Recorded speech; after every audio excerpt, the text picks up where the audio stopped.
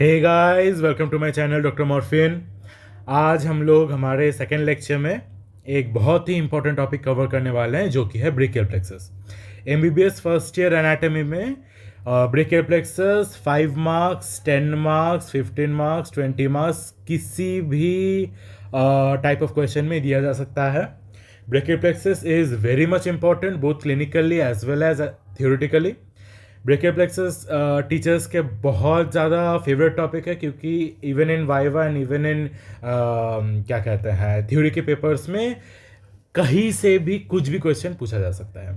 Brachial plexus का diagram बोलो या उसका पार्ट्स बताओ, किसी भी एक रूट या चैनल या डिवीजन ट्रंक कहीं से भी उसका डिवीजन बता दो या कितने सारे ब्रांचेस निकल रहे हैं वो बता दो, कॉर्ड्स बता दो या मतलब कुछ भी पूछा जा सकता है। Even if the question is fully related to clinical anatomy, कि बाद में क्लिनिकली कोई क्वेश्चन आया अर्ब्स या क्लम्पस पैरालिसिस के ऊपर जो कि हम बाद में पढ़ेंगे, उसके ऊपर भी अगर आपको लॉन्ग क्वेश्चन दिया गया then they might have also asked about the entire brachial plexus in it. So तुमको जब वो वाला क्वेश्चन अटेम्प्ट करना है तो तुमको पूरा ब्रेकियल प्लेक्सस एकदम शुरुआत से लेके एंड तक ही पूरा लिखना है। Okay, so my try will be कि ब्रेकियल प्लेक्सस इतना बड़ा चैप्टर है, लाइक इतना बड़ा टॉपिक है एंड इतने सारे इंपॉर्टेंट नाम है and very confusing names. I will try to simplify those so that you feel it to be very easy for you to mug up or to understand. So start करते हैं। Brachial plexus, brachial plexus कहाँ से originate होता है? It originates from the anterior primary रेमाई of spinal nerves. ठीक है, कौन कौन सा स्पाइनल नर्व यहाँ पे इन्वॉल्व रहता है? C5 से लेकर C8 एंड T1। ओके, ये प्लस है। C5, C6, C7, C8 and T1। ठीक है, ओकेशनली C4 एंड T2 भी अटैच हो सकता है। C4 अगर इसके साथ अटैच हो जाता है तो उसको कहते हैं प्रीफिक्स्ड ब्रेकियल प्लेक्सस। अगर T2 अटैच हो जाता है तो उसको कहा जाता है post fixed brachial plexus. Okay, अब एक बात बोलो, anterior primary rami of spinal cord, this is a very common term and is a very widely used term जो कि बहुत सारे standard as well as Indian authors के books में use किया जाता है, but very few of them actually go into the details of making you understand this term, और specially later on in this course of anatomy जहाँ पे जब तुम spinal cord and head and neck वगैरह chapters पढ़ोगे तब तुम्हारे लिए ये वाला टॉपिक, ये वाला पॉइंट समझना बहुत ईजी हो जाता है, but till then it is very difficult for you. So I will take a very easy way for you to understand. समझो, so if this is the spinal cord, spinal cord का याद रखना, this is the posterior part, this is the anterior part. Okay, posterior से हमेशा sensory निकलता है। Sensory nerves are always coming from this side. Fine, सामने से post ganglionic कुछ भी निकल सकता है, पैरासिम्पैथेटिक, सिंपैथेटिक, बहुत कुछ। ओके, नाउ यहां से नर्व रूट आके जॉइन होता है, यहां से एक बंडल आके जॉइन होता है, सामने जाके अगेन डिवाइड हो जाता है। ओके, नाउ सेंसरी यहां से आ रहा है, ऐसा करके आता है,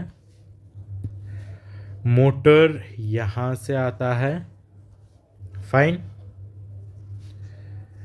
अब सेंसरी और मोटर दोनों आके यहां पे अटैच हो रहे हैं। Here this is the common point. अब फिर इसके आगे जाके दोनों दो रेमाई में डिवाइड हो जाता है। Okay, so this is the posterior, therefore this becomes the posterior रेमाई, और सामने की तरफ ये बिकम्स द एंटीरियर रेमाई। फाइन, तो डेफिनेशन से हम क्या देखें, डेफिनेशन या मेन पॉइंट से कि anterior primary रेमाई, so this is the anterior MI, जहाँ से ब्रेकियल प्लेक्सस का जो नर्व से स्पाइनल कॉर्ड से निकल के, this is the spinal cord से निकल के जॉइन होके यहाँ से जाते हैं. Okay, now brachial plexus consist of 5 भाग: roots, trunks, division, cords, branches. Fine. Now the most important part is the diagram of brachial plexus. पहले ही यहाँ पे लिख लो C5, C6, C7, C8, T1. Okay, अब जॉइन देम, खींच दो, सीधा खींच दो, जॉइन देम, खींच दो. फाइन. अब पहले इनको डिवाइड कर लो.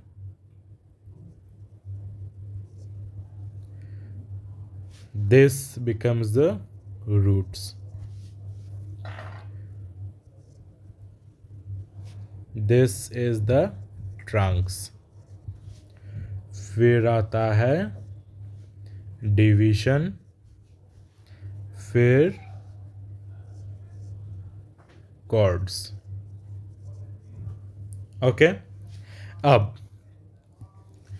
पहले से एकदम स्टार्ट करते हैं.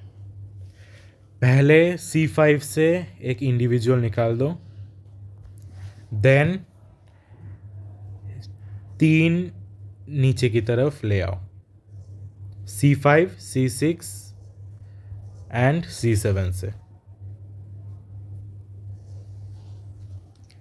फाइन. नेमिंग हम बाद में करेंगे, पहले सीख लो. देन यहाँ से 2 ट्रंक में, और कहीं भी डिवाइड नहीं होता है. ट्रंक का याद रखना, this is the upper trunk, this is the middle trunk, this is the lower trunk. Fine. अब डिवीजन में यहाँ एक क्रिस क्रॉस है और यहाँ नीचे से ऊपर. Always mind the arrows.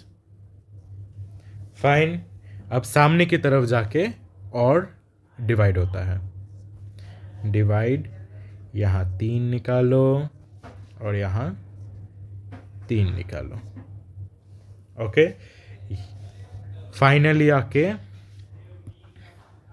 यहाँ ऊपर को और यहाँ से खींच के जॉइन कर दो.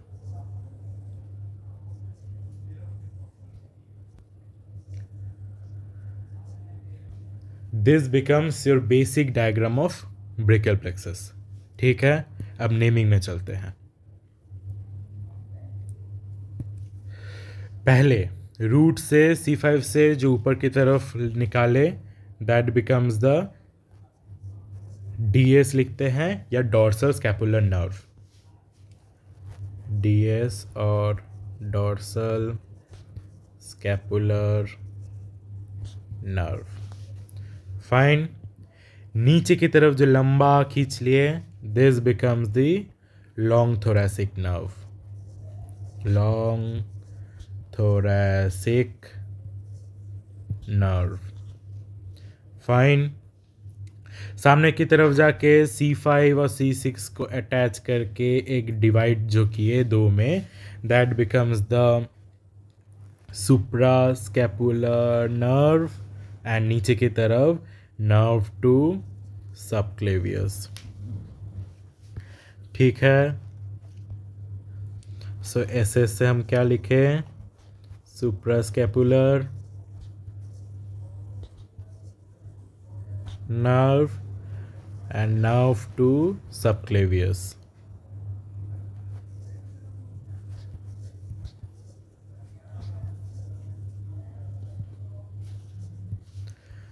फाइन. अब सामने की तरफ जाके याद रखना, दिस C5 और C6 को टोटल अटैच करके जो तुम लंबा खींचे, this becomes the lateral cord. Lateral side में आता है ये. This is the middle and this is the medial cord. Okay. अब लैटरल कॉर्ड के तो टोटल तीन ब्रांच में डिवाइड होता है lateral cord. First is this जो तुम यहाँ ड्रॉ किए, this is the lateral pectoral nerve. जो सीधा चले जाता है that becomes the musculocutaneous nerve, और जो नीचे की तरफ आके यहाँ पे अटैच हुआ that becomes the lateral root of median nerve. Fine. तो क्या क्या हुआ यहाँ पे?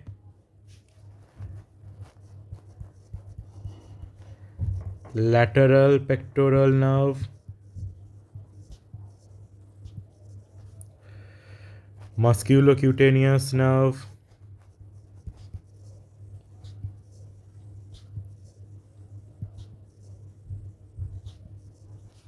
और एक क्या बना यहाँ पे? lateral root of median nerve.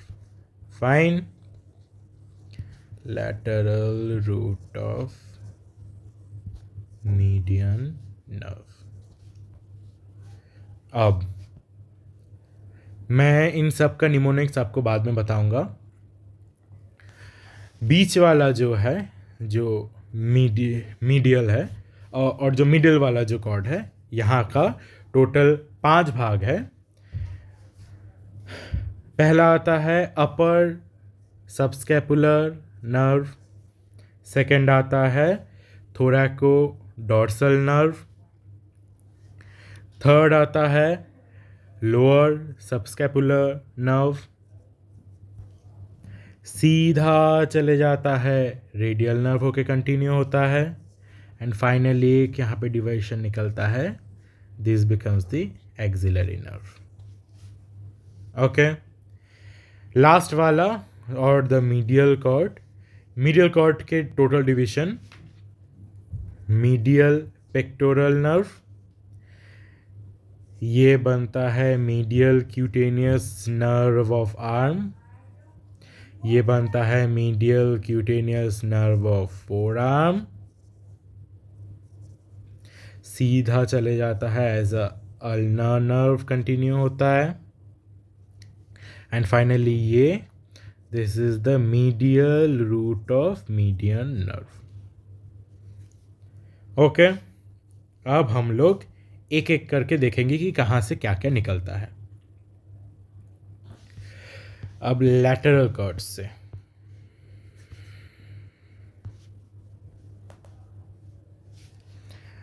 Lateral cord से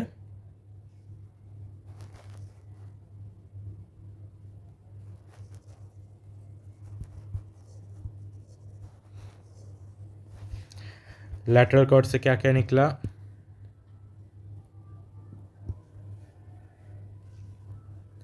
तीन। मैं निमोनिक के साथ साथ बताऊंगा, try to memorise the mnemonic. LML, a very famous mnemonic, LML. So lateral pectoral nerve, second is musculocutaneous nerve, third is lateral root of median nerve. Fine.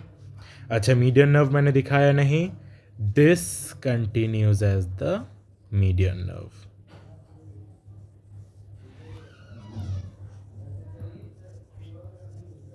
Okay, अब lateral cord हो गया हमारा, then आता है medial cord.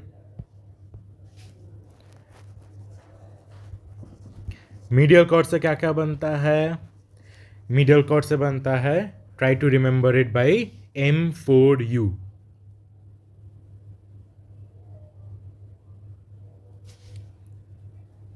M4U। Fine. पहला है medial pectoral nerve,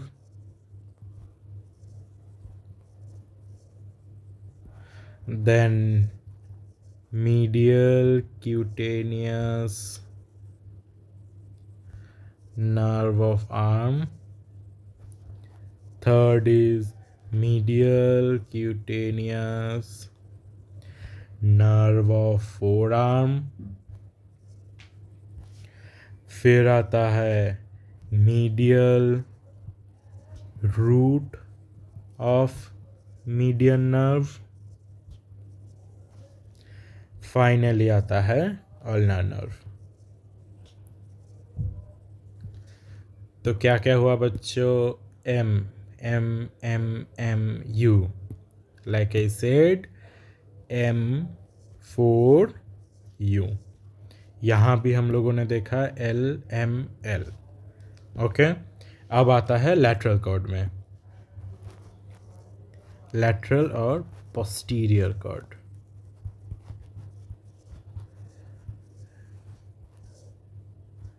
ठीक है, पोस्टीरियर कॉर्ड में क्या क्या जाता है? पहला है upper subscapular nerve,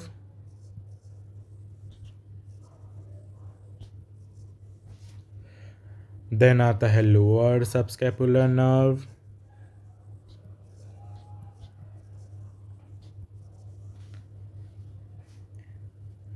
nerve to latissimus डोर्साई,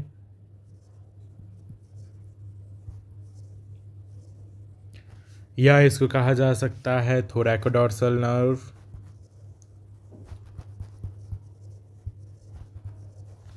fine, then आता है एक्सिलरी नर्व, फिर आता है रेडियल नर्व। तो यहाँ पे हुआ ULNAR, ठीक है, तो ULNAR अल्नर।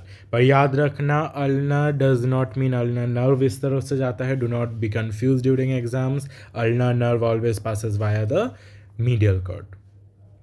फाइन, सो ये हो गया हमारा डायग्राम ऑफ ब्रेकियल प्लेक्सस।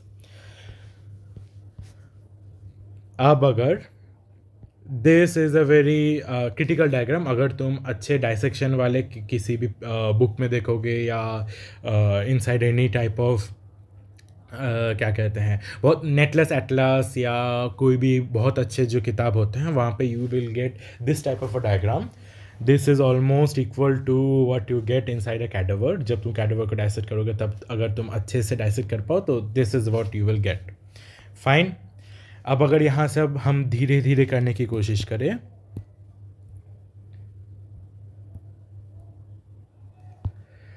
सो पहले ऊपर से आएगा, दिस इज C5,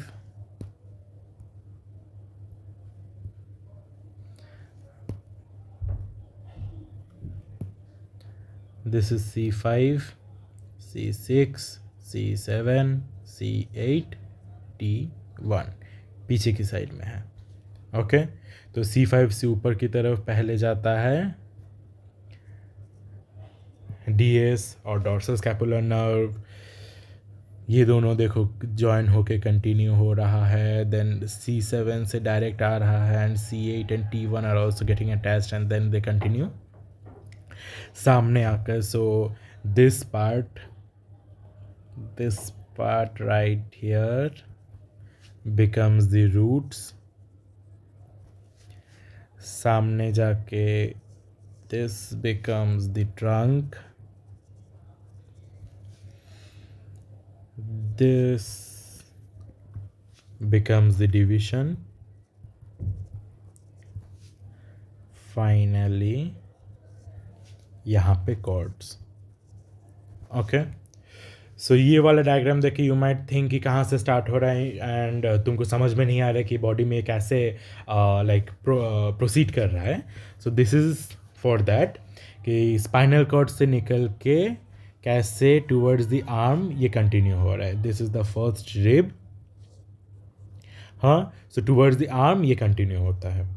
ओके, अब यहाँ पे हम, क्योंकि this is the very anatomically correct diagram, तो इसीलिए हम हर एक नर्व को अलग से यहाँ पे नेमिंग नहीं करेंगे।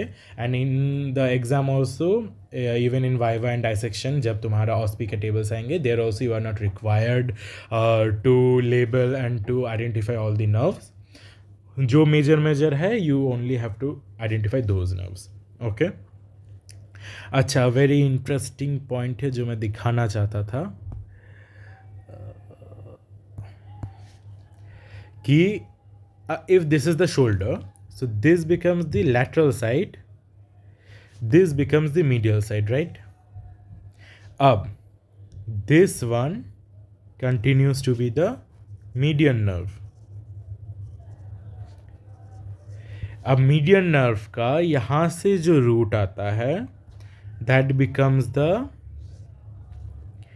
Medial root of median nerve, और जो इस तरफ से लैटरल साइड से जो रूट आता है this becomes the lateral root of median nerve. Fine. जो सबसे मोटा है यहाँ पे this one will continue as the radial nerve, ये वाला यहाँ पे मस्क्यूलोक्यूटेनियस, एंड नीचे की तरफ ये वाला जाएगा ulnar. Fine.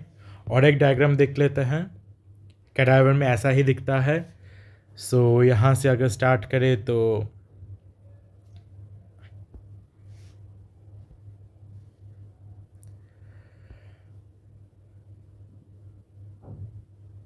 This is C5, C6, C7, C8, T1, पहला दोनों आए एंड दोनों कंटिन्यू हो जाते हैं। C7 continues,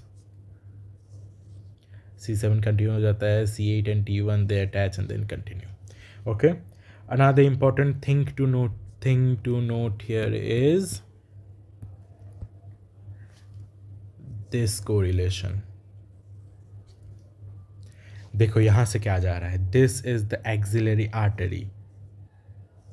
okay, axillary artery के ऊपर ही you will clearly, very clearly be able to see this division. कैसे उन दोनों नर्व के बीच में से एक्सिलरी आर्टरी चला जाता है। तुम अगर कैडावर में, अगर डायसेक्शन के क्लासेस में बहुत ज़्यादा अटेंटिव रहोगे then you can very much lively see this. And I guess anatomy में अगर तुम बहुत अच्छा नंबर स्कोर करना चाहते हो तो the best option is class में, लाइक डायसेक्शन के क्लासेस में अटेंटिव रहना। डायसेक्शन के classes they are very important. Dissection के क्लासेस में अगर तुम अच्छे से विजुअलाइज कर पाओ then writing in the exam is nothing, writing in the exam is a piece of cake for you. Okay, अब फाइनली आते हैं हम क्लिनिकल एनाटमी में। क्लिनिकल एनाटमी में there are two very important topics which is अब्स palsy और अब्स paralysis and क्लम्पकेस paralysis और क्लम्पकेस palsy. Fine. अब these two are individually long answer questions and also 5 number के लिए भी आ सकते हैं।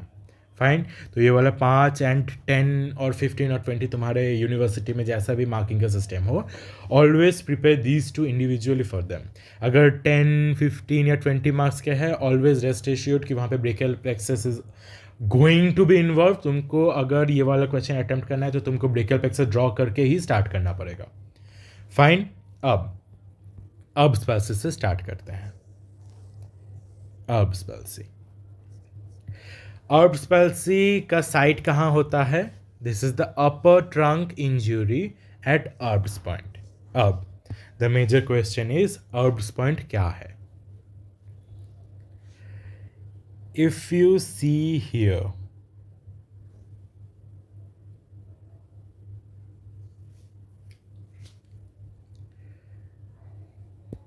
कलर चेंज करो, C5 C6 आया, यहाँ के सुप्रास्कैपुलर में डिवाइड हुआ, नर्व टू सबक्लेवियस में डिवाइड हुआ, एंड सामने की तरफ जाके ये और डिवाइड हो रहा है towards the anterior division and the posterior division.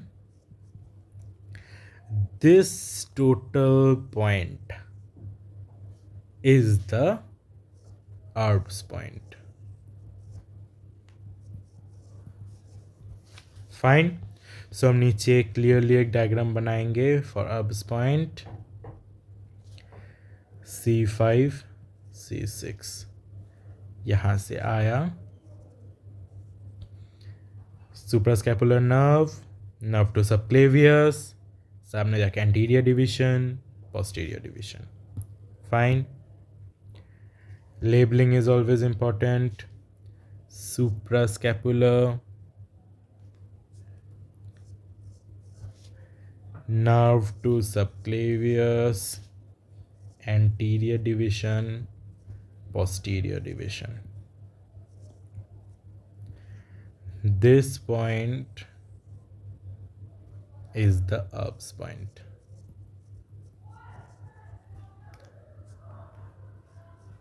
Fine. अब कॉजेस क्या क्या हो सकते हैं? Birth injury, fall on shoulder और ड्यूरिंग एनेस्थीसिया. बर्थ इंजरी कैसे? अच्छा, लाइक अगर तुम एक नॉर्मल आदमी को देखोगे, सो नर्व्स पास कर रहे हैं लाइक दिस. तो अपर ट्रंक किस तरफ रहता है? Upper trunk is this one. हाँ, so injury towards this side will lead to Erb's palsy. हाँ, ऊपर की तरफ से इंजरी. तो if I try to create a diagram जहाँ पे तुमको समझाऊँ कि कैसे होता है इंजरी. सोचो कि this is the uterus during delivery.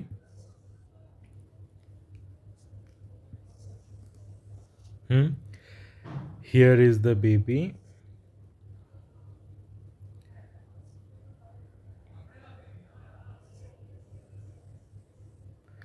And baby को पुल किया जा रहा है. The baby is being pulled from this side. हाँ, so this creates a tension here that will lead to Erb's palsy. जैसे बर्थ इंजुरी मतलब यही होता है. ओके. या अगर कोई सोचो कि अगर कोई गिर गया है and the person falls like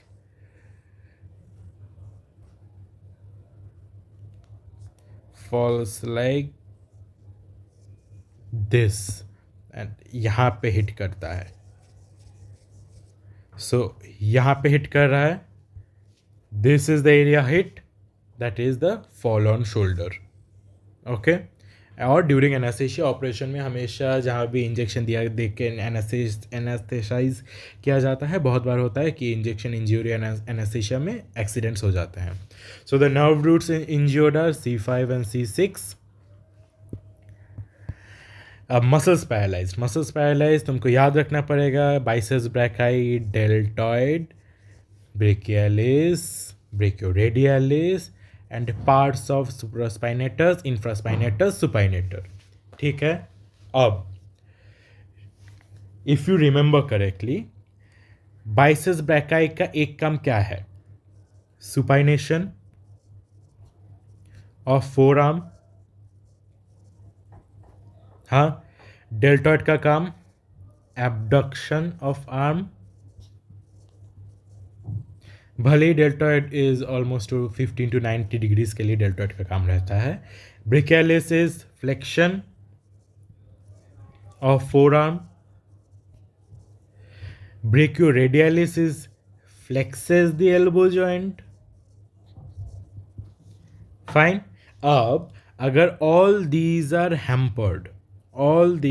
hampered, कहीं ना कहीं चोट पहुंचा है and all these muscles are not working, तो क्या क्या नहीं होगा? सुपाइनेशन नहीं होगा. दैट मीन्स क्या होने वाला है वहाँ पे? फोर आर्म सुपाइनेशन नहीं होगा.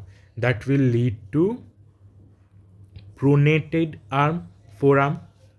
डेल्टॉइड का एबडक्शन नहीं कर पा रहा है, तो आर्म का एडक्शन होगा, adducted arm. Brachialis flexion of four arm नहीं कर पा रहा है, तो फोर आर्म एक्सटेंडेड रहेगा. ब्रेकियोरेडियालिस एल्बो जॉइंट को फ्लेक्स नहीं कर पा रहा है, तो आर्म क्या होगा? हैंग करेगा एक साइड पे. फाइन. अब इसका अगर एक डायग्राम दिखाऊं,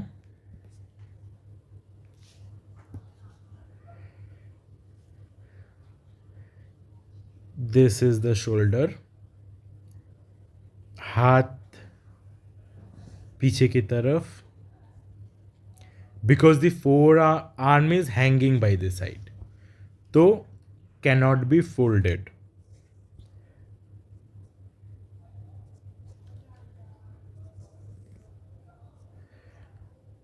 हाँ,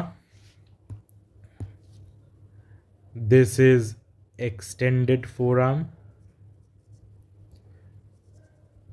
हाँ, अच्छा, सुपाइनेशन नहीं हो रहा है, सो इट इज प्रोनेटेड.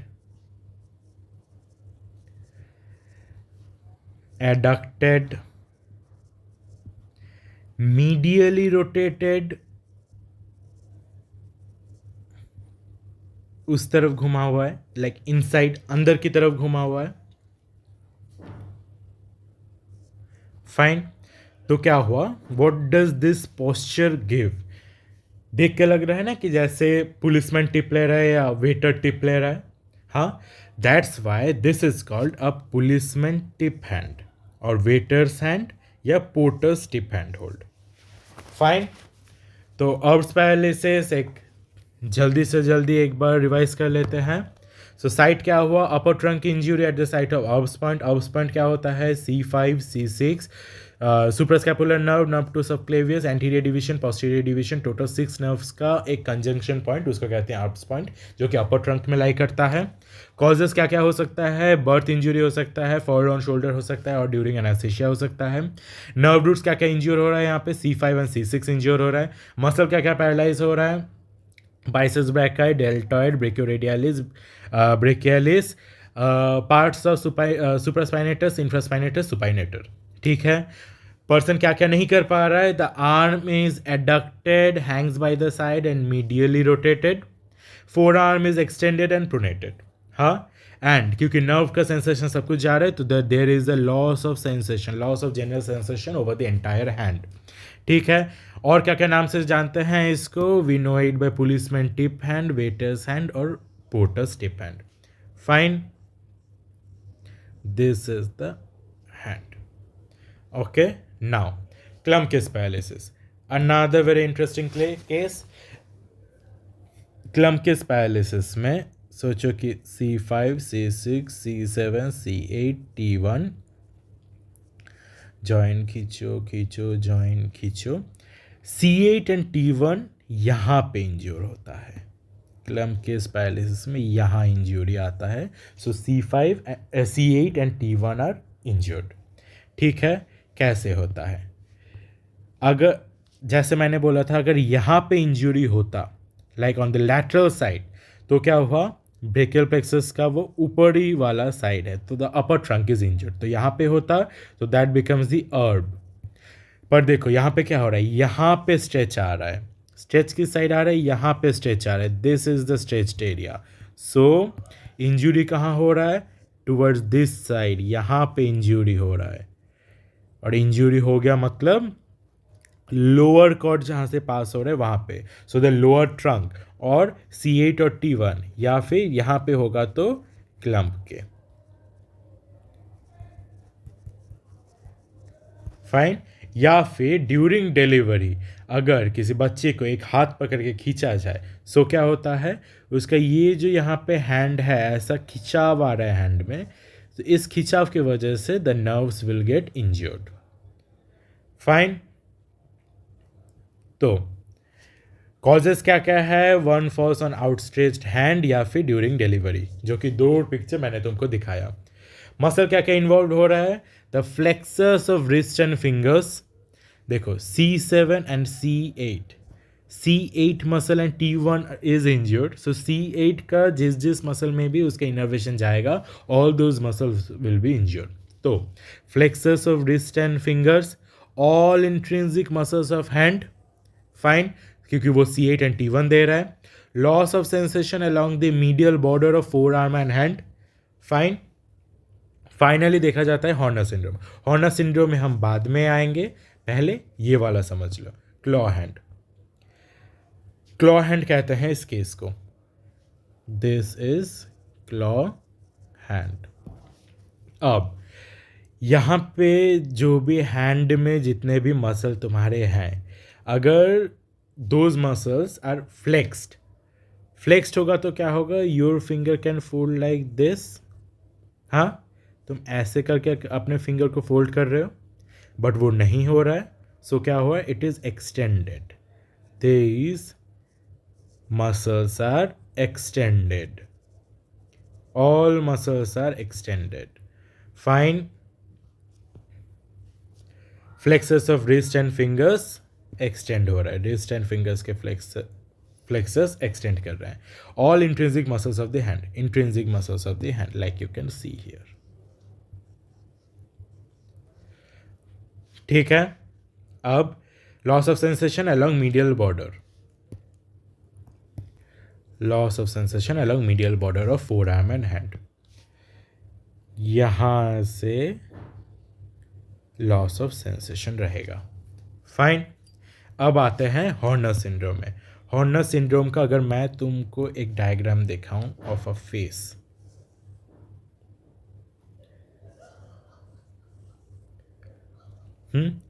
सो एक साइड ले लेते हैं affected, this is the affected side and this is the normal side. तो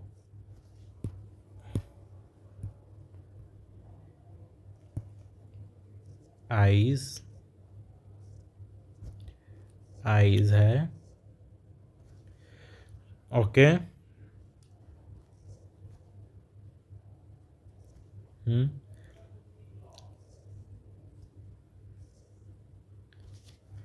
ठीक है, आई हुआ, there is nose and lips.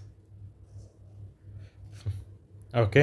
अब हॉर्नर सिंड्रोम में क्या क्या देखा जाए. हॉर्नर सिंड्रोम कब देखा जाता है, जब T1 के साथ साथ बहुत सारे हेड एंड नेक के नर्व्स भी पास होते हैं. जब वो हेड एंड नेक के नर्व्स हैम्पर हो जाते हैं, दे आर हैम्पर्ड और दे आर इंज्योर्ड, तभी देखा जाता है Horner syndrome. So this is Horner's syndrome. Horner syndrome में क्या क्या देखा जाता है. पहला देखा जाता है, remember it, ptosis. Secondly meiosis. thirdly anhydrosis. fourthly enophthalmos. होता क्या है, टोसिस में जो आई लैशेस है, जो आई को कवर करता है, so that is partially closed.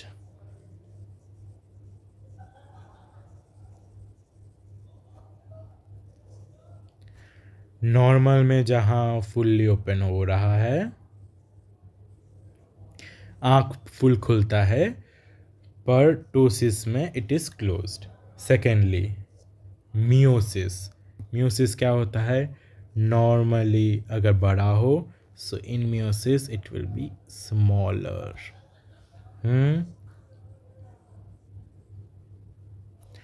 Anhidrosis मतलब एक साइड में पसीना आ सकता है, बट दिस साइड नो पसीना.